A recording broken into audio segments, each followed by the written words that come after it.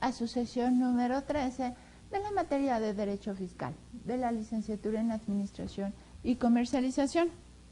El día de hoy vamos a terminar la parte de la extinción de los créditos fiscales.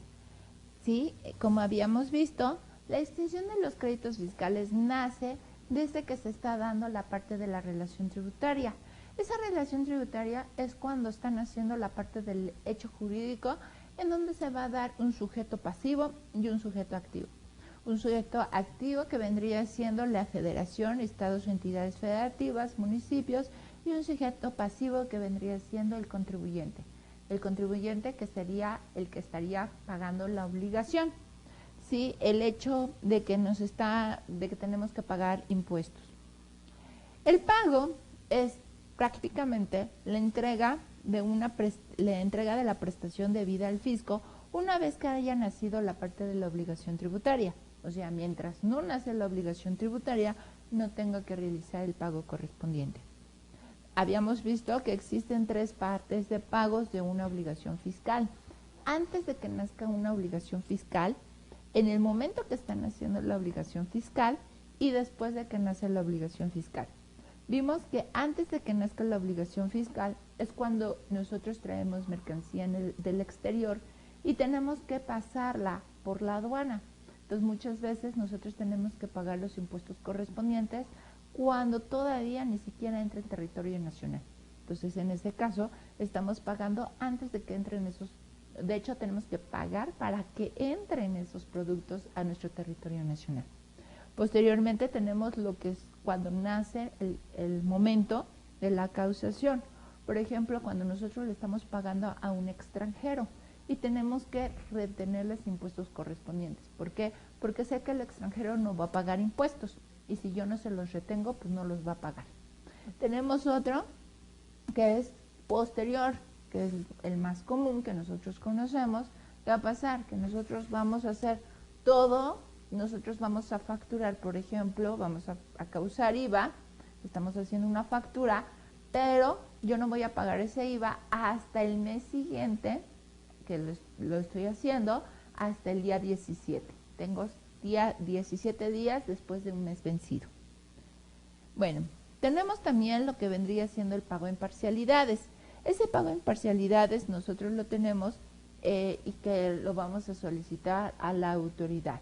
Es decir, por ejemplo, yo tengo que pagar tanto de impuestos, pero no tengo dinero en este momento. ¿Qué pasa? Le digo a Hacienda, oye, sí te voy a pagar a Hacienda, pero no tengo ahorita dinero en este momento. Te voy a pagar en pagos. En 6 meses, pagos mensuales, es decir, 6 pagos mensuales. Entonces, ese sería un pago en parcialidades. Tengo que pedir previamente permiso a la autoridad, no puedo decir, te voy a pagar en parcialidades. No, primero le voy a decir a Hacienda, oye, te voy a pagar en parcialidades, ¿me lo autorizas? Ok, entonces te voy a pagar primero el 20% del crédito. Por ejemplo, esto es muy importante y ya lo habíamos visto, ¿sí? Que tengo, por ejemplo, un crédito de 1,000 pesos. ¿Qué tengo que hacer? Tengo que pagar el 20% primero. O sea, 200 pesos. Eso es lo que tengo que pagar primero, ¿sí? Al principio. Y los 800 pesos restantes, estos 800 ya te los puedo pagar en parcialidades. O sea, te lo puedo pagar en 4 pagos. 4 parcialidades. 200 pesos cada una. Claro, con actualizaciones, ¿no? Y recargos correspondientes. Entonces, tengo que pagar esos 200 pesos actualizados mensualmente en 4 pagos. ¿Ok? Eso vendría siendo el pago en parcialidades. Tengo también el pago diferido, que aquí no lo había puesto. El pago diferido, ¿qué quiere decir? Que, por ejemplo, no tengo dinero ahorita Hacienda, pero tengo dinero en 2 meses. Entonces, ¿qué va a pasar? Tengo que pagarte primero el pago inicial del 20%, y los 800 restantes te los voy a pagar en 2 meses, en un solo pago. ¿Ok? Pago en parcialidades son diferentes pagos, pago diferido es uno solo. Tengo las formas de pago, que es pago de lo indebido, pago de lo debido, pago liso llano.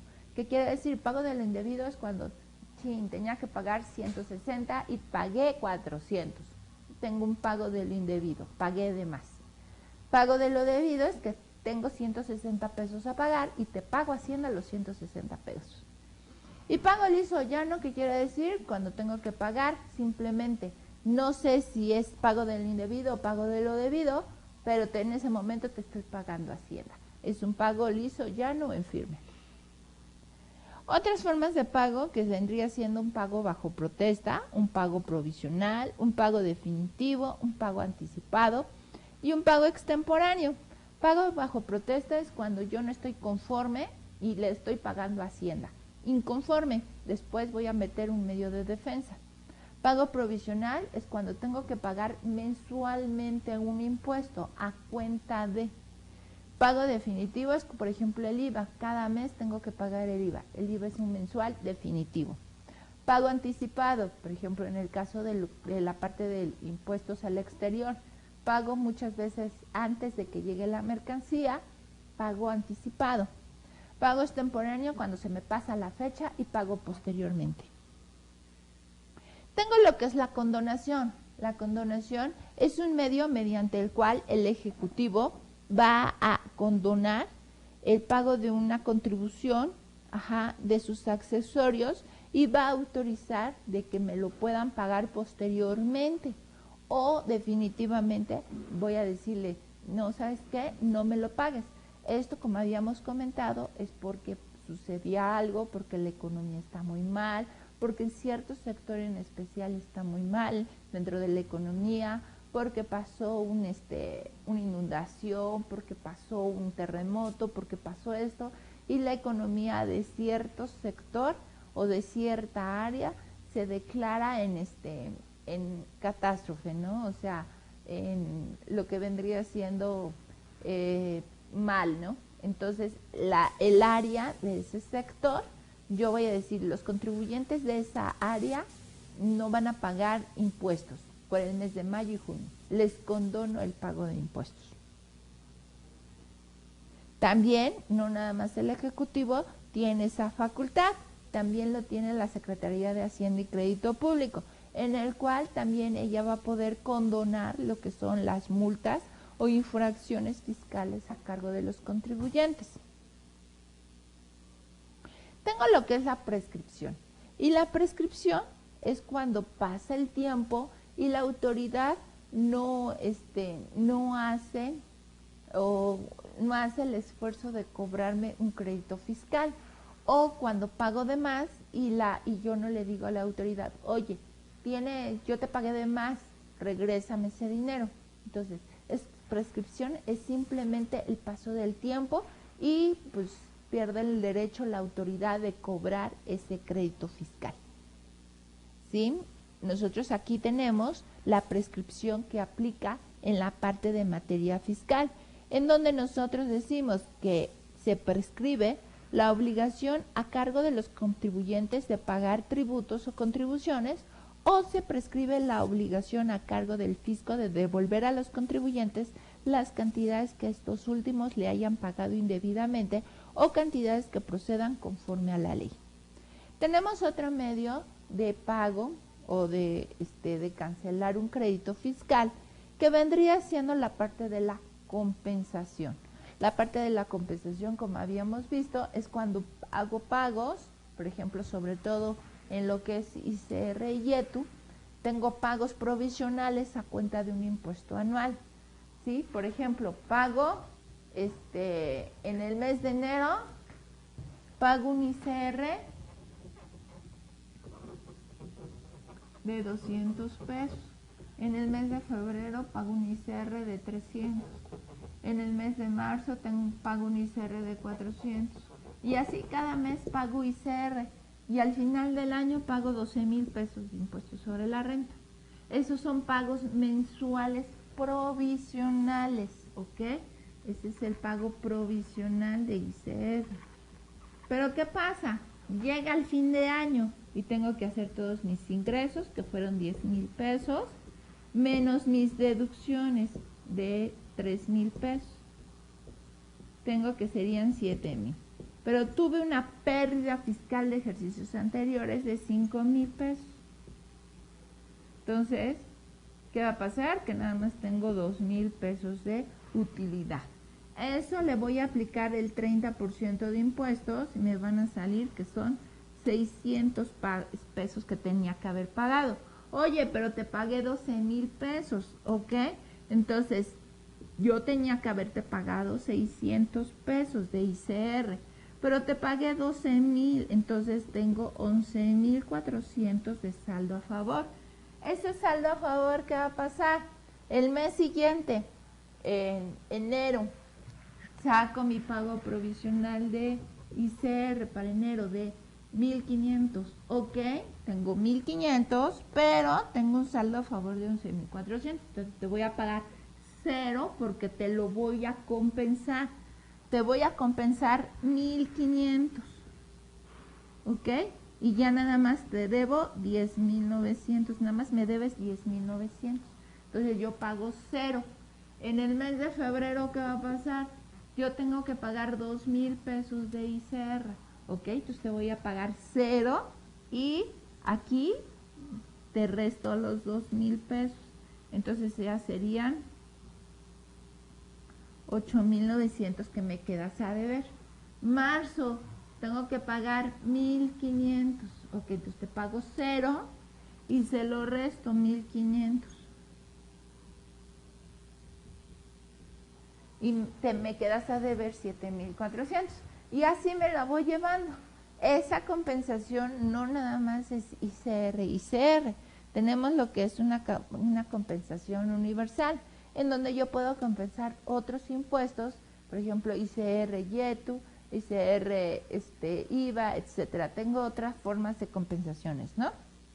Bueno, tenemos otro medio de pago o de cancelar un crédito fiscal, que vendría siendo la caducidad, en donde nos dice que es la pérdida o extinción de las facultades de la Secretaría de Hacienda y Crédito Público por el transcurso del tiempo, al no haberlas ejercido dentro de un lapso prefijado y que está sujeta a suspensión. Con esto se pretende poner fin a largos e interminables procedimientos administrativos que afectan la seguridad jurídica de los particulares, al tener certeza que las autoridades hacendarias no podrán ejercer sus facultades una vez transcurrido el tiempo expreso en la ley.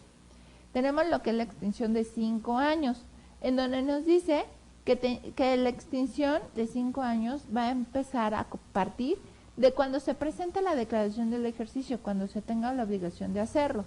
Cuando se presenten declaraciones complementarias, el plazo empezará a computarse a partir del día siguiente a aquel en que se presenta.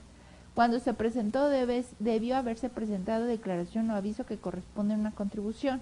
Cuando se hubiera cometido la infracción a las disposiciones fiscales o cuando se levante el acta de incumplimiento de la obligación garantizada.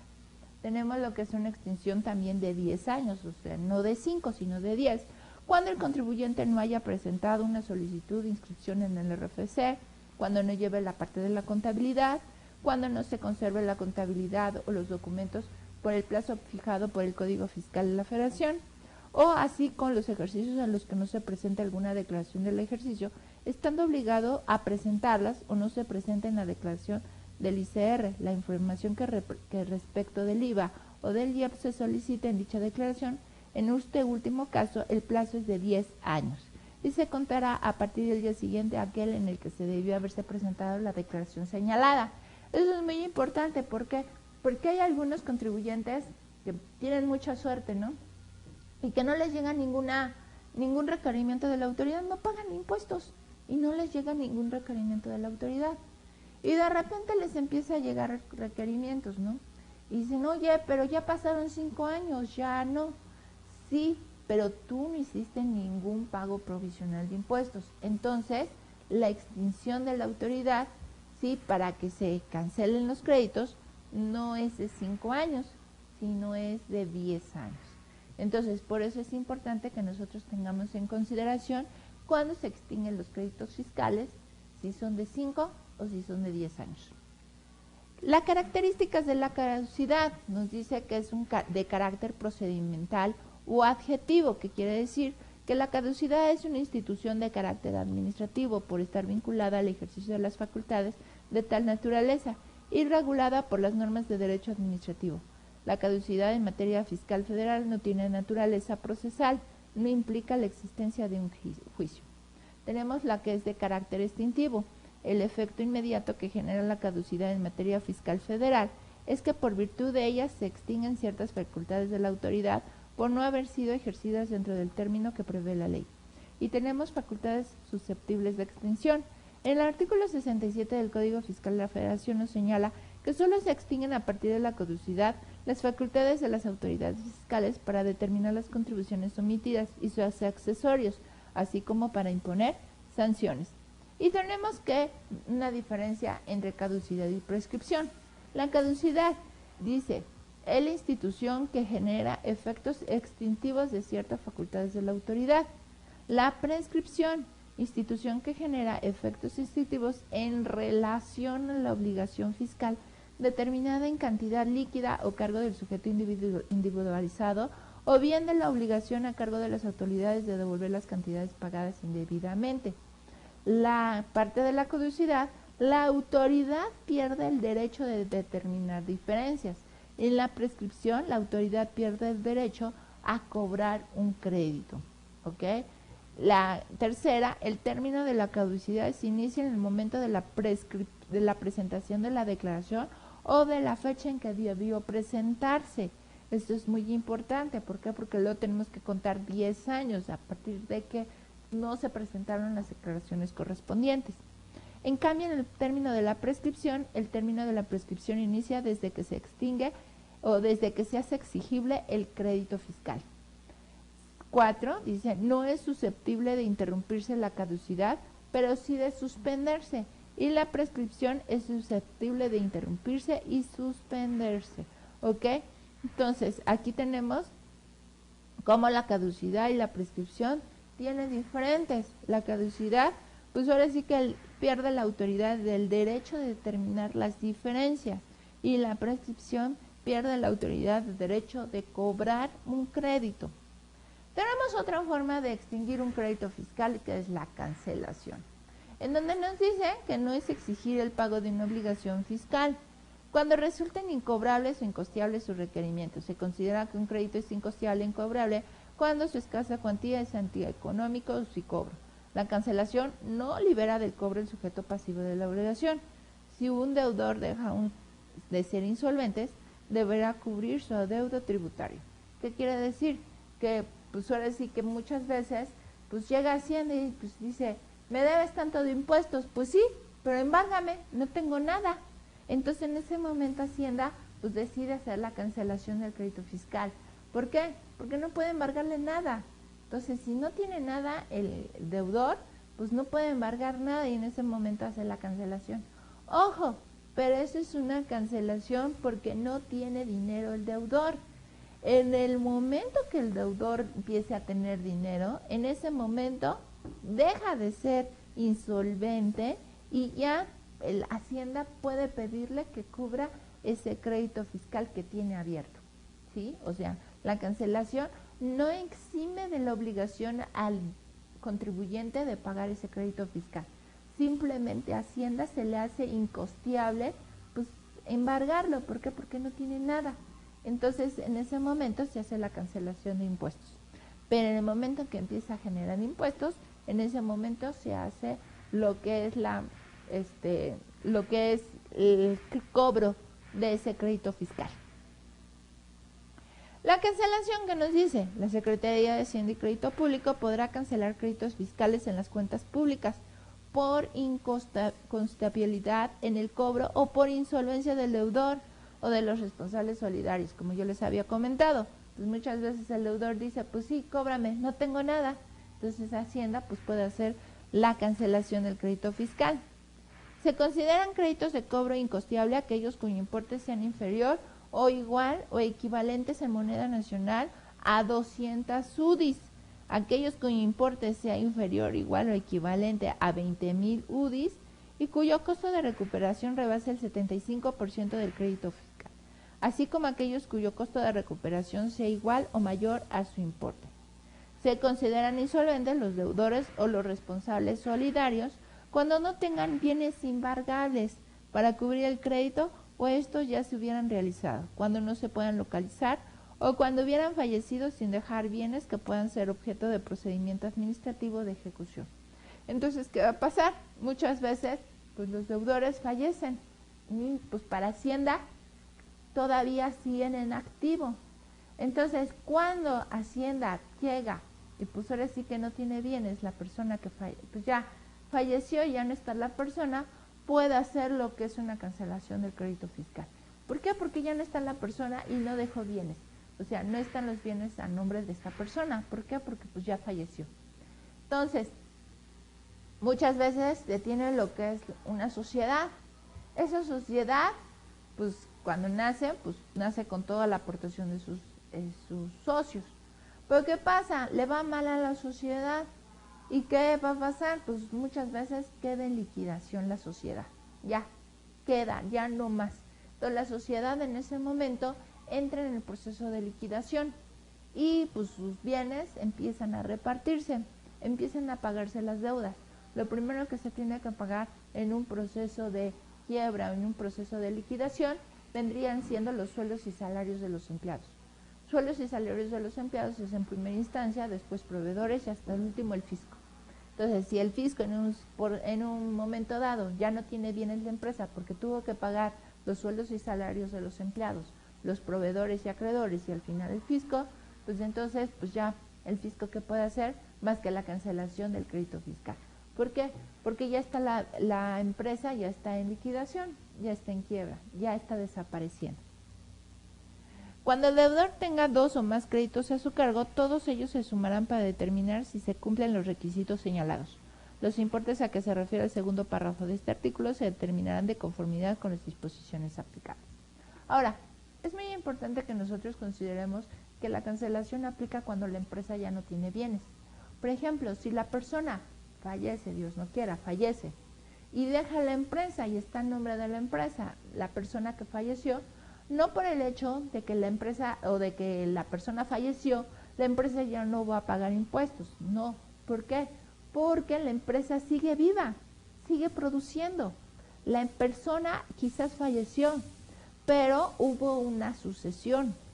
Alguien más está al frente de la empresa y tendrá que arreglarse la situación ante Hacienda, pero por vía de mientras la persona, aunque haya fallecido, tiene que seguir pagando sus impuestos. ¿Por qué? Porque son los impuestos correspondientes a la empresa que sigue viva. Si la persona fallece y la empresa pues no paga impuestos, ¿por qué? Porque la persona ya falleció. De todos modos le van a llegar o le pueden llegar algunos requerimientos que pague. ¿Por qué? Porque a pesar de que la persona haya fallecido, la que sigue viva es la empresa y la que es la obligada para pagar impuestos es la empresa, independientemente de la persona física, ¿sí? Entonces es arreglar esa situación, pero por vía de mientras sí se tendrían que cubrir los impuestos correspondientes y arreglar lo que es la sucesión testamentaria para que el sucesor pueda cambiar el nombre de la empresa o pueda cambiar el nombre del representante legal para que se haga cargo ya a su nombre de los impuestos de la empresa que se están generando, ¿no? Dación en pago.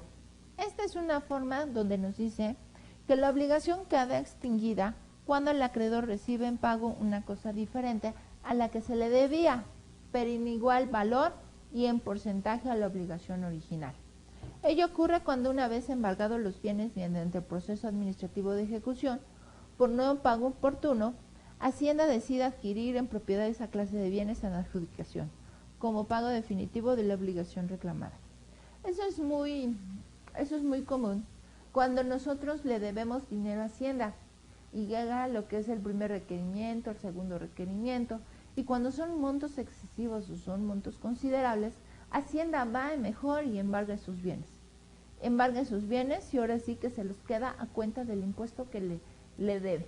Dice, ok, oye, tú tienes esto, yo me voy a hacer cargo de estos, dame estos bienes y tu deuda queda por esto, o tu deuda queda cancelada con estos bienes que entregas. Posteriormente Hacienda podrá administrar estos bienes, podrá sanearlos, porque muchas veces son empresas, son casas, son obras de arte, no sé, son varias cosas que Hacienda puede adquirir por medio de esto que es el embargo. lo que es la dación en pago. Entonces, cuando ya se regulariza esa situación y Hacienda ya queda con esas propiedades ya de ella, entonces ya cuando están regularizados o esos bienes ya no deben impuestos y ya están en una situación regular, entonces Hacienda puede liquidar esos bienes. Y muchas veces vemos nosotros en los periódicos, en el diario oficial, que Hacienda va a hacer un remate de bienes. Remate de bienes pueden ser coches, obras de arte, casas, pueden ser negocios, etcétera. Muchos bienes que Hacienda se hace de ellos mediante lo que es el embargo, la dación en pago. Tenemos otro medio de pago que es la revocación. La revocación es cuando es la extinción de los actos administrativos mediante una resolución que dicta una autoridad administrativa competente para dejarlos sin efecto. Cuando en forma injustificable o ilegal se está requiriendo el pago de un tributo. ¿Qué quiere decir? Cuando nosotros muchas veces tenemos lo que es la revocación, cuando algún impuesto o alguna causa me están queriendo que yo pague un impuesto y ese impuesto no me corresponde a mí. Por ejemplo, no sé si ustedes sepan que nosotros mensualmente tenemos que informar a Hacienda una declaración de operaciones con terceros. En esa operación con operaciones con terceros, pues ahora sí que, por ejemplo, nosotros tenemos que decir, no, pues fulanito de tal con RFC,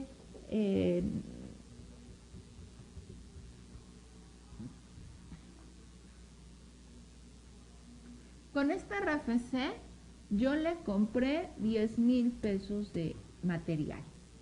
Fulanito de tal con RFC, fulanito de tal, con este RFC, yo le compré 20,000 pesos de materia. Y pues al final mis gastos fueron de 30,000. Esos fueron mis gastos. Entonces, ¿qué va a pasar? Yo, por ejemplo, fulanito de tal, declaro a Hacienda mensualmente mis operaciones con terceros. Pero ¿qué pasa? Yo, en lugar de declarar contribuyente, me equivoqué. Y en lugar de ponerle a JPA, le puse JPL. Entonces, ¿qué va a pasar? Pues ya cambió el contribuyente. No es JPA, que es el que realmente hizo la operación, sino JPL. ¿Y qué va a pasar? JPL va a Hacienda y le dice, oye, tú tuviste ingresos por 20,000 pesos, me debes tanto de impuestos. Y JPL dice, oye, Hacienda, no, yo no facturé nada. Entonces, ¿qué va a pasar? Pues va a Hacienda y va a revisar a JPL. Y dice, sí es cierto, JPL no facturó nada. Tienes todas sus facturaciones y no tiene ninguna factura por 20,000 pesos. Entonces, ¿qué va a pasar? Va con la empresa y le dice, oye, empresa, tú me dijiste que le compraste a JPL por 20,000 pesos y no es cierto. JPL no tienen dentro de sus facturas 20,000 pesos. Entonces la empresa revisa, sí es cierto, me equivoqué y era JPA. Entonces, ¿qué va a pasar a Hacienda? Pues como ya fue con JPL y le trató de cobrar impuestos por 20,000 pesos, tiene que hacer lo que es una revocación. ¿Por qué? Porque a Hacienda le llegó mal la información y efectivamente JPL no había facturado esos 20,000 pesos. Entonces, eso es lo que hace lo que es la revocación. La extinción de los actos administrativos mediante una resolución que dicta una autoridad administrativa competente para dejarlos sin efectos cuando en forma injustificada o ilegal se está requiriendo el pago de un tributo. Ahora sí que dice Hacienda, sí es cierto, me equivoqué, no me debes esto, entonces te hago lo que es una revocación. Tenemos otra forma de extinción que vendría siendo el aviso de baja o clausura o cierre de un negocio. Como ya les había comentado, es cuando simplemente nosotros tenemos que, ¿qué va a pasar? Una empresa pues nace, se constituye por medio de sus socios. Entonces, ¿qué va a pasar? Varios socios, 3 socios, le entran con dinero y constituyen una empresa. Van ante notario público y hacen su empresa. Y para aportar dinero, pues hacen lo que es un acta constitutiva. En ese momento la empresa nace. Entonces, ¿qué va a pasar? Pues la empresa va a generar operaciones.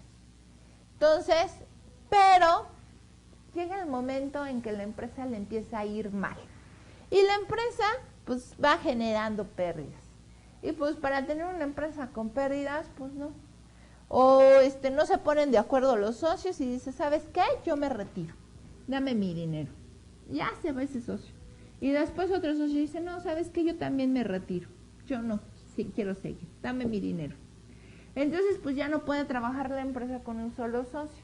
Y se hace lo que es un aviso de baja, clausura o cierre del negocio.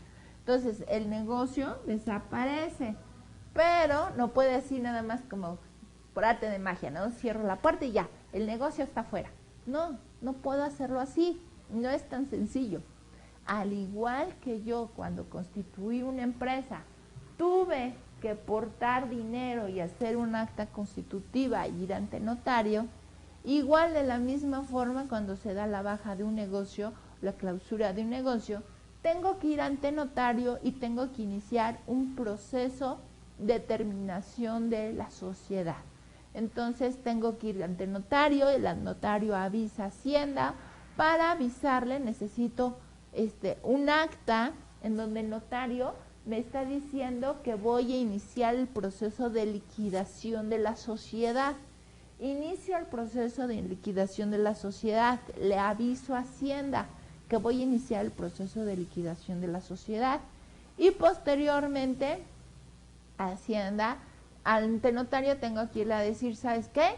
Ya terminé, ya repartí todos los bienes, ya no hay nada en la empresa, ya pagué a proveedores, ya pagué a los sueldos y salarios, ya. Voy a cerrar la cortina, ya. Terminé el proceso de liquidación. Ese proceso de liquidación puede tardarse años para que la empresa liquide todos sus bienes. Ya cuando está la empresa totalmente en liquidación, o sea, ya cuando se haya liquidado por completo, voy al notario para que me haga una acta de terminación de la liquidación de la sociedad, voy con Hacienda y ahora sí, a Hacienda le digo, ¿sabes qué? Ya terminé, ya en esta forma, yo voy a hacer la extinción de la obligación tributaria con Hacienda y en ese momento ya dejo de pagar impuestos, declaraciones, etcétera. ¿Por qué? Porque estoy haciendo lo que es la liquidación, baja o clausura o cierre de un negocio. Nada más. Entonces, ¿qué va a pasar? Pues la empresa deja de existir. Pero ojo, desde el momento en que yo le aviso al notario que voy a iniciar el proceso de liquidación, hasta que ya voy nuevamente con el notario y hago lo que es la liquidación de la sociedad, todavía en este lapso yo tengo que pagarle impuestos a Hacienda, tengo que presentar declaraciones en cero, informativas, anuales, etcétera, y Hacienda me puede multar si no presento alguna de esas declaraciones. ¿Por qué? Porque todavía existe lo que es la relación tributaria.